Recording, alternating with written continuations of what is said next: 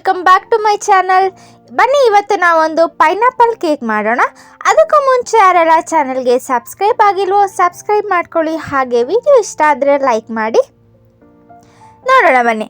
ಮೊದಲಿಗೆ ನಾನಿಲ್ಲಿ cake ಮೋಲ್ಡ್ನ Greece ಮಾಡಿ ಬಟರ್ ಪೇಪರ್ ಹಾಕಿ ಇಟ್ಟಿದ್ದೀನಿ. ರೆಡಿ ಮಾಡಿ ಇಟ್ಕೊಳ್ಳಿ ಈ ರೀತಿ. ಅದಾದಮೇಲೆ ಒಂದು ಜರಡಿ ಇಟ್ಕೊಳ್ಳೋಣ. ಮೊದಲಿಗೆ ನಾನಿಲ್ಲಿ 3/4 ಕಪ್ ಆಗೋಷ್ಟು ಮೈದಾ ಹಿಟ್ಟನ್ನು ತಗೊಂಡು ಇದನ್ನು ಜರಡಿ ಮಾಡ್ಕೊತಿದ್ದೀನಿ. ಅದಾದಮೇಲೆ ಅದಕ್ಕೆ 1 ಟೀ ಸ್ಪೂನ್ ಬೇಕಿಂಗ್ ಪೌಡರ್ ಹಾಗೆ 1/2 ಟೀ ಸ್ಪೂನ್ ಬೇಕಿಂಗ್ ಸೋಡಾ ಹಾಕಿ ಇದನ್ನು 2 to 3 ಟೈಮ್ಸ್ ನೀವು ಈ ರೀತಿ ಜರಡಿ ಮಾಡಿಟ್ಕೊಳ್ಳಿ. ಅಂದರೆ ನಿಮಗೆ ಒಂದು 2 ರಿಂದ 3 ಟೈಮ್ ಮಾಡೋದ್ರಿಂದ ಕೇಕ್ ತುಂಬ ಸಾಫ್ಟಾಗಿ ಹಾಗೆ ಫ್ಲಫಿ ಆಗಿ ಬರುತ್ತೆ. ಅದಾದಮೇಲೆ ಅದು ರೆಡಿ ಮಾಡಿಟ್ಕೊಳ್ಳಿ. ನಂತರ ಇನ್ನೊಂದು ಬೌಲ್ ತಗೊಳ್ಳಿ. ಬೌಲಲ್ಲಿ ಯಾವುದೇ ರೀತಿ ನೀರಿನ ಅಂಶ ಇರಬಾರ್ದು. ಅದಕ್ಕೆ 3 ಮೊಟ್ಟೆನ ಒಡೆದಾಕಿ, ಎಗ್ ಯಾವಾಗಲೂ ರೂಮ್ ಟೆಂಪ್ರೇಚರಲ್ಲಿರೋ ಎಗ್ಗನ್ನು ತಗೊಂಡು ಹಾಕಿ, ಅದಕ್ಕೆ 1 ಟೀ ಸ್ಪೂನಷ್ಟು ವೆನಿಲಾ ಎಸೆನ್ಸ್ ಹಾಕಿ, ಹಾಗೆ 1 ಟೀ ಸ್ಪೂನಷ್ಟು ಪೈನಾಪಲ್ ಎಮಲ್ಷನ್. ಇದರ ಎಮಲ್ಷನ್ ಅಂದರೆ ಏನಿಲ್ಲ, ಕಲರ್ ಮತ್ತು ಫ್ಲೇವರ್ ಎರಡೂ ಇರುತ್ತೆ. ಅದಾದಮೇಲೆ ಸ್ವಲ್ಪ ಉಪ್ಪು, ಇಷ್ಟನ್ನು ಹಾಕಿ ನೀವು ಇದನ್ನು ಲೋ ಫ್ಲೇಮಲ್ಲೇ ಅಂದರೆ ಲೋ ಸ್ಪೀಡಲ್ಲೇ ಇದನ್ನು ಬೀಟ್ ಮಾಡ್ಕೊಳ್ಳಿ. ಒಂದು 2 ರಿಂದ 3 ನಿಮಿಷಗಳ ಕಾಲ ಇದನ್ನು ಬೀಟ್ ಮಾಡ್ಕೊಳ್ಳಿ. ಮೊಟ್ಟೆ ಯಾವಾಗಲೂ ರೂಮ್ ಟೆಂಪ್ರೇಚರಲ್ಲಿ ಇರಲಿ. ಅದಾದಮೇಲೆ ಇದಕ್ಕೆ 3/4 ಕಪ್ಪು ಸಕ್ಕರೆನ ಪುಡಿ ಮಾಡಿ ಇಟ್ಕೊಂಡಿದ್ದೀನಿ. ಅದನ್ನು ಒಂದು 2 ಅಥವಾ 3 ಭಾಗಗಳಾಗಿ ಮಾಡಿ ಇದನ್ನು ಹಾಕ್ಕೊಳ್ಳೋಣ. ಲೋ ಸ್ಪೀಡಲ್ಲಿ ಮಾಡಾದಮೇಲೆ ಇದನ್ನು ಒಂದು ಮೀಡಿಯಮ್ ಸ್ಪೀಡಲ್ಲಿ ಮಾಡ್ಕೊಳ್ಳಿ. ಈ ಎಗ್ ಬ್ಯಾಟರ್ ಏನಿದೆ ನಮಗೆ ಇದು ಪೂರ್ತಿಯಾಗಿ ಫ್ಲಫಿಯಾಗಿ ಬರಬೇಕು. ಅಲ್ಲಿ ತನಕ ನೀವು ಇದನ್ನು ಹೀಗೆ ಬೀಟ್ ಮಾಡ್ಕೊಳ್ತಾ ಬನ್ನಿ. ಸೊ ಇಲ್ಲಿ ನಾನು ಸಕ್ಕರೆ ಎಲ್ಲ ಹಾಕಿ ಆಗಿದೆ. ಸೊ ನೋಡ್ಬೋದು ಕಲರ್ ಚೇಂಜ್ ಆಗ್ತಾಯಿದೆ, ಒಂದು ಲೈಟ್ ಕಲರ್ ಆಗ್ತಾಯಿದೆ. ನಾನು ಎಮಲ್ಷನ್ ಹಾಕಿರೋದ್ರಿಂದ ಯೆಲ್ಲೋ ಕಲರ್ ಆಗೇ ಇರುತ್ತೆ. ಪೈನಾಪಲ್ ಫ್ಲೇವರ್ ಇದೆಯಲ್ಲ ಅದಕ್ಕೆ ಯೆಲ್ಲೋ ಕಲರ್ ಆಗೇ ಇರುತ್ತೆ. ನೀವು ಅಂದರೆ ವೆನಿಲಾ ಕೇಕ್ ಮಾಡೋದ್ರೆ ಇದು ಪೂರ್ತಿಯಾಗಿ ವೈಟ್ ಕಲರ್ ಆಗುತ್ತೆ. ಅದಾಯ್ತಾ. ನೆಕ್ಸ್ಟ್ ಬಂದು ಇದಕ್ಕೆ ನಾನು ಒಂದು 1/4 ಕಪ್ ಆಗೋಷ್ಟು ಸನ್ಫ್ಲವರ್ ಆಯಿಲ್, ಯಾವುದು ಸ್ಮೆಲ್ ಇರಬಾರ್ದು ಆಯಿಲಿಗೆ, ಆ ಆಯಿಲ್ನ ಹಾಕ್ಕೊಳ್ಳಿ. ಆಯಿಲ್ ಹಾಕಿ ಅಂದರೆ ಸ್ಲೋ ಸ್ಪೀಡಲ್ಲೇ ನೀವು ಇದನ್ನು ಒಂದು 30 ಸೆಕೆಂಡ್ಸ್ ಇದನ್ನು ಬೀಟ್ ಮಾಡಿಕೊಂಡ್ರೆ ಸಾಕು. ಜಾಸ್ತಿ ಮಾಡೋದಕ್ಕೆ ಹೋಗಬೇಡಿ. ಅದಾದಮೇಲೆ ನಾವು ಡ್ರೈ ಇಂಗ್ರೀಡಿಯೆಂಟ್ಸ್ ಅಂದರೆ ಜರಡಿ ಇಟ್ಕೊಂಡಿದ್ವಲ್ಲ ಅದನ್ನು ಹಾಕಿ ಇದನ್ನು ಸ್ವಲ್ಪ ಅಂದರೆ ಲೋ ಸ್ಪೀಡಲ್ಲೇ ಒಂದು 2 ರಿಂದ 3 ಸಲ ಇದನ್ನು ಹಾಕಿ ನಾವು ಇದನ್ನು ಬೀಟ್ ಮಾಡ್ಕೊಳ್ಳೋಣ. ನೀವು ಬಿಗಿನರ್ಸ್ ಆಗಿದ್ರೆ ನೀವು ಕೈಯಲ್ಲೇ ಇದನ್ನು ಬೀಟ್ ಮಾಡ್ಕೊಳ್ಳಿ. ಜಾಸ್ತಿ ಅಂದರೆ ತಿರುಗಿಸ್ಕೋದಕ್ಕೆ ಹೋಗಬೇಡಿ. ಜಾಸ್ತಿ ಮಾಡಿದರೆ ನಮಗೆ ಕೇಕ್ ಕಂಪ್ಲೀಟಾಗಿ ಚೆನ್ನಾಗಿ ಬರೋದಿಲ್ಲ. ಅದಾದಮೇಲೆ ನಾನು ತೆಗೆದುಬಿಟ್ಟು ಇದನ್ನು ಸ್ಪ್ಯಾಚುಲದಿಂದ ಒಂದು 2 ರಿಂದ ಇದನ್ನು ಕಟ್ ಆ್ಯಂಡ್ ಫೋಲ್ಡ್ ಮೆಥಡ್ ಅಂತ ಹೇಳ್ತೀವಿ. ಈ ರೀತಿ ನಾವು ಇದನ್ನು ಫೋಲ್ಡ್ ಮಾಡಿ ಇದನ್ನು ಮಿಕ್ಸ್ ಮಾಡ್ಕೊಳ್ಳೋಣ.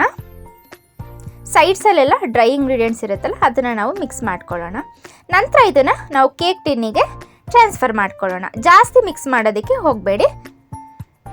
ಸೊ ಈ ರೀತಿ ನೀವು ಟ್ರಾನ್ಸ್ಫರ್ ಮಾಡಿ ಆದಮೇಲೆ ಇದನ್ನು ಒಂದು ನಿಮಿಷಗಳ ಕಾಲ ಇದನ್ನು ಟ್ಯಾಪ್ ಮಾಡ್ಕೊಳ್ಳಿ. ಯಾಕಂದರೆ ಏರ್ ಬಬಲ್ಸ್ ಫಾರ್ಮ್ ಆಗಿರುತ್ತೆ ಒಳಗಡೆ, ಅದೆಲ್ಲ ಹೋಗಬೇಕು. ಆ ರೀತಿ ನೀವು ಇದನ್ನು ಟ್ಯಾಪ್ ಮಾಡ್ಕೊಳ್ಳಿ. ನಂತರ ನಾನಿಲ್ಲಿ ಕಡಾಯಿನ ಪ್ರೀಹೀಟ್ ಮಾಡ್ಕೊಂಡಿದ್ದೀನಿ 10 ಮಿನಿಟ್ಸು ಮೀಡಿಯಮ್ ಫ್ಲೇಮಲ್ಲಿ. ನಂತರ ಇದರೊಳಗಡೆ ನಾವು ಕೇಕ್ ಟಿನ್ನನ್ನು ಇಟ್ಕೊಳ್ಳೋಣ. ಇದು ಇಟ್ಟಾದಮೇಲೆ ಲೋ ಟು ಮೀಡಿಯಮ್ ಫ್ಲೇಮ್ನ ಟರ್ನ್ ಮಾಡಿ, ಅದಾದಮೇಲೆ ನಾವು ಇದನ್ನು ಕ್ಲೋಸ್ ಮಾಡಿ ಒಂದು 40 to 45 ಮಿನಿಟ್ಸ್ ನಾವು ಇದನ್ನು ಬೇಕ್ ಮಾಡ್ಕೊಳ್ಳೋಣ. 40 ಮಿನಿಟ್ಸ್ ಆಗೋ ತನಕ ನೀವು ಇದನ್ನ ಓಪನ್ ಮಾಡಬೇಡಿ. ಇಲ್ಲಿ ನನಗೆ 45 ಮಿನಿಟ್ಸ್ ಆದಮೇಲೆ ನಾನು ಇದನ್ನ ಓಪನ್ ಮಾಡಿ ಒಂದು ನೈಫಿಂದ ನೋಡ್ತಾ ಇದ್ದೀನಿ ಕಂಪ್ಲೀಟಾಗಿ ಇದು ಬೇಕಾಗಿದೆ. ಇದು ಪೂರ್ತಿಯಾಗಿ ತಣ್ಣಗಾಗೋದಕ್ಕೆ ಬಿಡೋಣ. ನಂತರ ನಾನಿಲ್ಲಿ ಗ್ಲೇಸಿಂಗ್ ಜೆಲ್ನ ಯೂಸ್ ಮಾಡಿದೆ. ನೀವು ಕೇಕ್ ನೋಡಿರ್ಬೋದು, ಮೇಲೆ ನಾನು ಜೆಲ್ ಹಾಕಿದ್ರಲ್ಲ ಅದನ್ನು ನಾನು ಪ್ರಿಪೇರ್ ಮಾಡ್ಕೊತಿದ್ದೀನಿ. ಅದಕ್ಕೆ ಒಂದು 1/4 ಕಪ್ ನೀರಿಗೆ 2 ಟೀ ಸ್ಪೂನ್ ಸಕ್ಕರೆ ಹಾಗೆ 1 ರಿಂದ 1.5 ಟೀ ಸ್ಪೂನಷ್ಟು ಕಾರ್ನ್ಫ್ಲೋರ್ ಹಾಕಿ ಇದನ್ನು ಹಾಗೆ ಮಿಕ್ಸ್ ಮಾಡ್ಕೊಳ್ಳಿ. ಇನ್ನೂ ನಾನು ಗ್ಯಾಸ್ ಆನ್ ಮಾಡ್ಕೊಂಡಿಲ್ಲ. ಇದನ್ನು ಕಂಪ್ಲೀಟಾಗಿ ಮಿಕ್ಸ್ ಮಾಡಿ ಆದಮೇಲೆ ಫ್ಲೇಮ್ನ ಇವಾಗ ಆನ್ ಮಾಡ್ಕೊಳ್ಳಿ. ಆನ್ ಮಾಡಿ ಕೈ ಆಡಿಸ್ತಾ ಬನ್ನಿ. ಇದು ನಮಗೆ ಒಂದು ಟ್ರಾನ್ಸ್ಪರೆಂಟ್ ಜೆಲ್ ರೀತಿ ಸಿಗುತ್ತೆ. ಅಲ್ಲಿ ತನಕ ನೀವು ಇದನ್ನು ಬಿಸಿ ಮಾಡ್ಕೋಬೇಕಾಗತ್ತೆ, ಬಾಯ್ಲ್ ಮಾಡ್ಕೋಬೇಕಾಗತ್ತೆ. ಸೊ ನೋಡ್ಬೋದು ಟ್ರಾನ್ಸ್ಪರೆಂಟ್ ಆಗ್ತಾ ಇದೆ. ಸ್ವಲ್ಪ ಗಟ್ಟಿಯಾಗಲಿ, ಪೂರ್ತಿ ತೆಳುಗೂ ಬೇಡ ಪೂರ್ತಿ ಗಟ್ಟಿಯಾಗೂ ಬೇಡ. ತಣ್ಣಗಾದ್ಮೇಲೆ ಇದು ಇನ್ನೂ ಗಟ್ಟಿಯಾಗುತ್ತೆ. ಸೊ ಹಾಗಾಗಿ ಈ ರೀತಿ ಆದಮೇಲೆ ನಾವು ಇದನ್ನು ನೋಡ್ಬೋದು ಕಂಪ್ಲೀಟಾಗಿ ಟ್ರಾನ್ಸ್ಪರೆಂಟ್ ಆಗಿದೆ.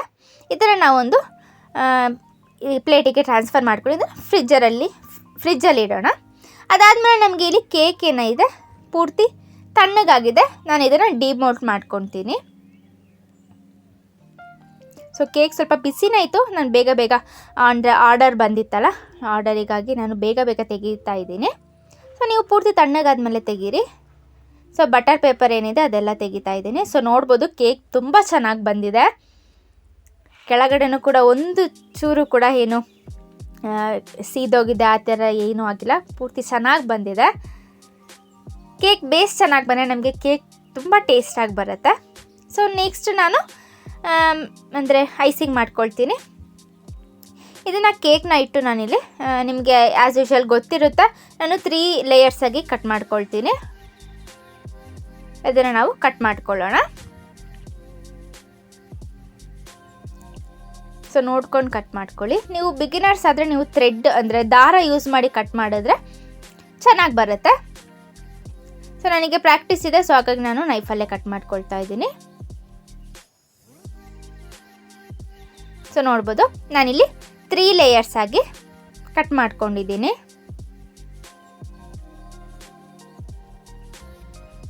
ನೋಡ್ಬೋದು ಒಳಗಡೆ ತುಂಬ ಸ್ಪಾಂಜಿಯಾಗಿ ಬಂದಿದೆ. ನೆಕ್ಸ್ಟ್ ನಾನಿಲ್ಲಿ ಇದಕ್ಕೆ ಅಪ್ಲೈ ಮಾಡೋದಕ್ಕೆ ಶುಗರ್ ಸಿರಪ್ ರೆಡಿ ಮಾಡ್ಕೊಳ್ತಾ ಇದ್ದೀನಿ. ಸ್ವಲ್ಪ ಶುಗರ್ ಹಾಕಿ, ನೀರಿಗೆ ಶುಗರ್ ಹಾಕಿ ಅದಕ್ಕೆ ಸ್ವಲ್ಪ ಎಮಲ್ಷನ್ ಹಾಕ್ಕೊಳ್ತಾ ಇದ್ದೀನಿ, ಯಾಕೆಂದರೆ ಫ್ಲೇವರ್ ಬರಲಿ ಅಂತ. ನೆಕ್ಸ್ಟ್ ನಾನಿಲ್ಲಿ ವಿಪ್ಪಿಂಗ್ ಕ್ರೀಮ್ ವಿಪ್ ಮಾಡ್ಕೊಂಡಿದ್ದೀನಿ. ನಾನು ತೋರಿಸಿದ್ದೀನಿ ತುಂಬ ವೀಡಿಯೋದಲ್ಲಿ ವಿಪ್ ಮಾಡೋದನ್ನು ಹೇಗೆ ಅಂತ. ವಿಪ್ ಮಾಡ್ಕೊಂಡಿದ್ದೀನಿ. ನೆಕ್ಸ್ಟ್ ನಾನು ಲೇಯರ್ಸ್ನ ಇಟ್ಕೊಳ್ತಾ ಬರ್ತೀನಿ. ಫಸ್ಟ್ ಲೇಯರ್ ಹಾಕಿ ಇಟ್ಕೊಂಡು ಅದಕ್ಕೆ ಶುಗರ್ ಸಿರಪ್ನ ಅಪ್ಲೈ ಮಾಡ್ಕೊಳ್ಳೋಣ.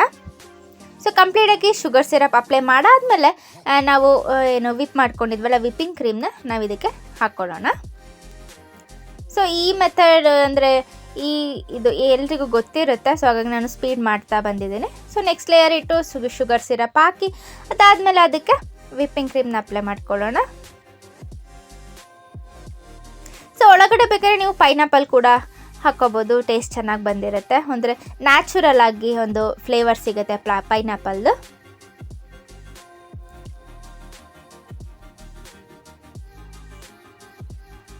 ಸೊ ನೆಕ್ಸ್ಟು ಫೈನಲ್ ಲೇಯರ್ನ ಇಟ್ಕೊಂಡು ಇದಕ್ಕೂ ಕೂಡ ಶುಗರ್ ಸಿರಪ್ ಅಪ್ಲೈ ಮಾಡಿಕೊಂಡು, ಈ ಕೇಕಿಗೆ ಶುಗರ್ ಸಿರಪ್ ಏನು ಬೇಕು ಅಂತ ಇರಲಿಲ್ಲ, ಸಾಫ್ಟಾಗಿ ಬಂದಿತ್ತು. ಬಟ್ ಆದರೂ ಸ್ವಲ್ಪ ಹಾಕಿದರೆ ಚೆನ್ನಾಗಿರುತ್ತೆ, ಟೇಸ್ಟು ತುಂಬ ಸಾಫ್ಟಾಗಿ ಬರುತ್ತೆ.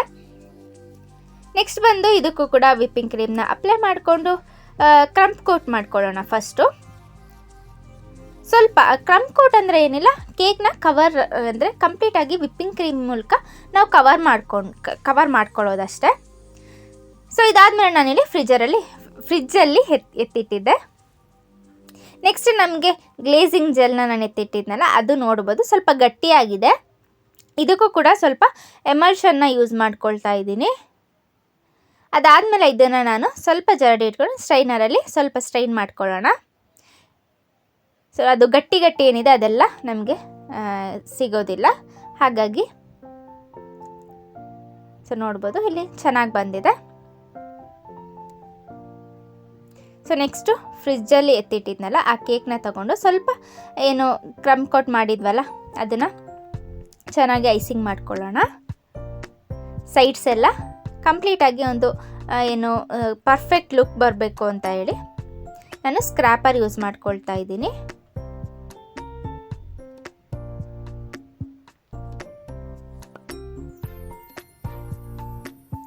ಸೊ ಗ್ಲೇಸಿಂಗ್ ಜೆಲ್ ಯೂಸ್ ಮಾಡ್ಕೊಳ್ತಾ ಇದ್ದೀವಿ. ಏನು ಕೇಕ್ ಎಲ್ಲ ಮೇಲೆಲ್ಲ ಏನು ಪರ್ಫೆಕ್ಟ್ ಇಲ್ಲ ಅಂದರೂ ನಾವು ಜೆಲ್ ಹಾಕ್ತೀವಲ್ಲ ಆವಾಗ ಅದು ಕವರ್ ಆಗುತ್ತೆ, ಚೆನ್ನಾಗಿ ಬರುತ್ತೆ. ಸೈಡ್ಸ್ ಮಾತ್ರ ನಾನು ಸ್ಕ್ರ್ಯಾಪರ್ ಯೂಸ್ ಮಾಡ್ಕೊಳ್ತಾ ಇದ್ದೀನಿ. ಸೊ ನೆಕ್ಸ್ಟ್ ನಾನು ಒಂದು ಪೈಪಿಂಗ್ ಬ್ಯಾಗಿಗೆ ಜೆಲ್ ಹಾಕ್ಕೊಂಡು ಇದನ್ನು ಕವರ್ ಮಾಡ್ಕೊಳ್ಳೋಣ.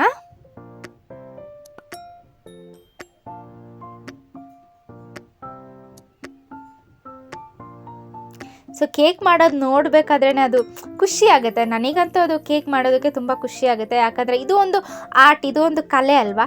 ಸೊ ಹಾಗಾಗಿ ನೋಡಬೇಕಾದ್ರೂ ಅಷ್ಟೇ ತುಂಬ ಖುಷಿ ಆಗುತ್ತೆ, ಯಾವ ರೀತಿ ಮಾಡ್ತಾರೆ. ಸೊ ನನಗೂ ಕೂಡ ಇದರಲ್ಲಿ ತುಂಬ ಖುಷಿ ಇದೆ.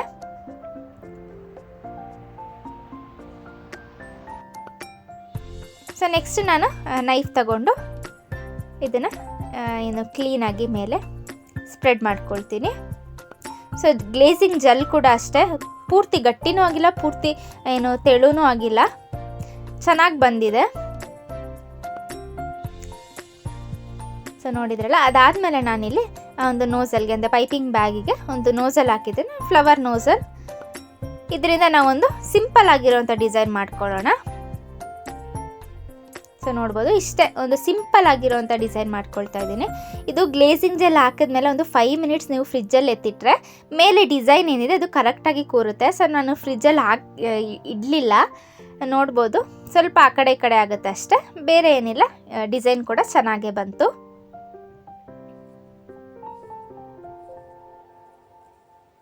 ಸೊ ಕೆಳಗಡೆ ಅದೇ ನೋಸಲಲ್ಲಿ ಸ್ವಲ್ಪ ಡಾಟ್ ಇಟ್ಕೊಂಡು ಹೋಗ್ತೀನಿ. ಸೊ ನೋಡಿದ್ರಲ್ಲ ಇವತ್ತಿನ ವಿಡಿಯೋ, ಇವತ್ತಿನ ಒಂದು ಕೇಕಿನ ರೆಸಿಪಿ ಹೇಗನ್ನಿಸ್ತು ಅಂತ ಹೇಳಿ. ಇಷ್ಟ ಆಯಿತು ಅಂತ ಅಂದ್ಕೊಳ್ತೀನಿ.